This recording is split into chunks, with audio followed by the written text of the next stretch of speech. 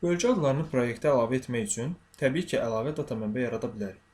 Lakin burada biz birbaşa editordan manual olaraq cədvəl yaradacağıq. Bunun üçün Home tabında olan Enter Data seçimindən istifadə edə bilərik. Onun üzərində klik etdikdə gördüyünüz kimi boş cədvəl xanaları qarşımıza çıxır. Buradan istifadə edərək tamamilə yeni cədvəl yarada bilərik. Lakin hazırda bu cədvələ nələri daxil edəcəyimizi bilmirik. İlk olaraq bu cədvəlin adını dəyişək və yeni ad verək. Cədvəlin adı Region Names ola bilər. Hal-hazırda o klik edirəm və boş cədvəlimiz yaranmış olacaq.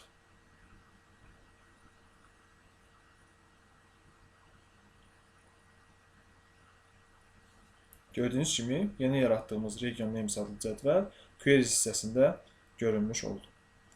İndi isə əvvəlki sorğuya qayıdırıq. Burada olan region kodlarına yeni yaradacağımız cədvəldə ehtiyacımız vardır. Yəni yeni sorğunun Region Names adlı sorğunun ilk sütunu region kodları, ikinci sütun isə regionların tam adları olacaq.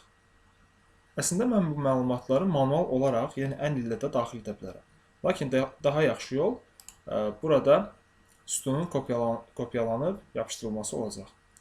Odur ki, ilk növbədə region kod üzərinə klik edirəm və həmin sütunda olan duplikatları silirəm. Bunun üçün Reduce Rows hissəsindən Remove Rows, Remove Duplicates klik edirik. Gördüyünüz kimi duplikatlar silindi. Sonra həmin sütun üzərində biz sağ klik edirik və buradan Copy seçirik.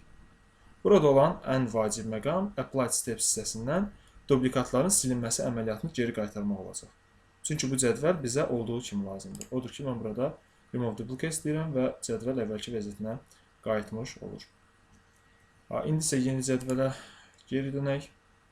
Gördüyünüz kimi burada cədvələ dataları artırmaq mümkün deyil. Bunun üçün sadəcə Apply Steps hissəsində Source yazısının yanında olan nişana klik edirəm. Artıq kopyaladığımız məlumatları ilk sütuna yapışdıra bilərik. İlk sütun üzərində sağ klik və buradan Paste seçirik. Gördüyünüz kimi həmin məlumatlar yeni cədvələ əlavə edilmiş oldu. Burada sütunun yanında olan ulduza klik edərək biz sütunun sayını artıra bilərik. Həmçinin aşağıda ulduz işarəsinə klik edərək sətirlərin sayını da artırmaq mümkündür. Təbii ki, lazım olduğu qədər sətir və sütunlar əlavə edə bilərik. Eyni zamanda klaviatura üzərində də sağa və aşağı düymələr ilə sətirləri və sütunları artırmaq mümkündür.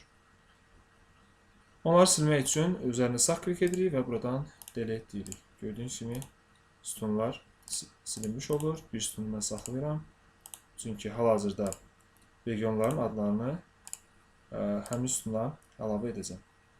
Gördüyünüz kimi ilk region kodunda ACD, yəni bura biz Asiya yaza bilərik. İkinciyə Avropa yaza bilərik. Üçüncüyə Antarktika yaza bilərik. Dördüncüyə Afrika. Beşinciyə Okeaniya. Sonrakılar isə Şimali və Cənubi Amerika olacaq.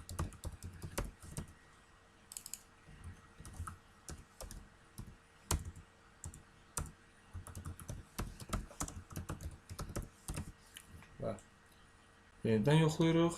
Bütün məlumatlar düzgündür.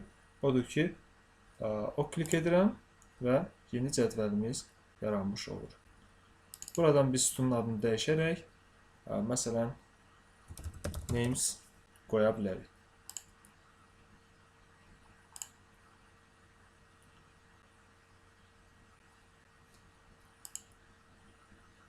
Klik etdikdə yenidən bir error qarşımıza çıxarır. Çünki həmin sütunun adını bizə dəyişməyə icazə vermir.